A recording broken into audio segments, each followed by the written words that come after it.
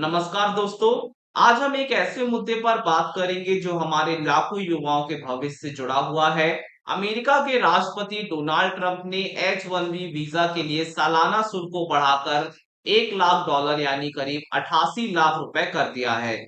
ये फैसला उन हजारों भारतीय आईटी पेशेवरों को सीधे तौर पर प्रभावित करेगा जो अमेरिका में काम करते हैं या जाने का सपना देखते हैं। भारत की सबसे बड़ी आईटी संस्था नास्कॉम ने भी इस फैसले पर चिंता जताई है। उनका कहना है कि इससे भारतीय प्रौद्योगिकी कंपनियों की लागत बहुत ज्यादा बढ़ जाएगी। इस खबर के बाद से ही भारतीय राजनीति में भी हलचल तेज हो गई है। विपक्ष खासकर कांग्रेस ने इस मुद्दे पर प्रधानमंत्री नरेंद्र मोदी और उनकी सरकार पर भी सीधा हमला बोला है। कांग्रेस ने प्रधानमंत्री मोदी को कमजोर पीएम बताते हुए कहा है कि उनकी विदेश नीति नाकाम रही है और वे भारत के हितों की रक्षा करने में विफल रहे हैं। लेकिन क्या यह सिर्फ एक राजनीतिक आरोप है या इस बात में सच्चाई है कि जिस सरकार ने अमेरिका फर्स्ट की नीति के बावजूद अमेरिका से करीबी संबंध बनाए, आज वही सरकार हमारे सबसे बड़े आईटी टैलेंट को बचाने के लिए कुछ नहीं कर पा रही है। मोदी सरकार का जोर हमेशा से मेक इन इंडिया और आत्मनिर्भर भारत पर रहा है।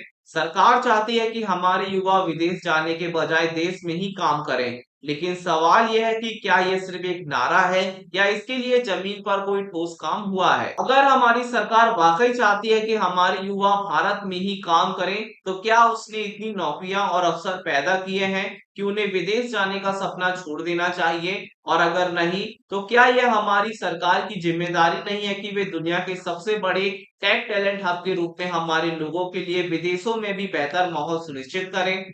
H-1B वीजा शुल्क में हुई यह बढ़ोतरी एक बड़ा झटका है, लेकिन यह हमें अपनी नीतियों पर फिर से सोचने पर मजबूर करती है। अब देखना यह है कि क्या सरकार इस मुद्दे पर अमेरिका से कोई बातचीत करेगी और क्या इस समस्या का कोई हल निकल पाएगा। ये तो आने वाला वक्त ही बताएगा। नमस्कार।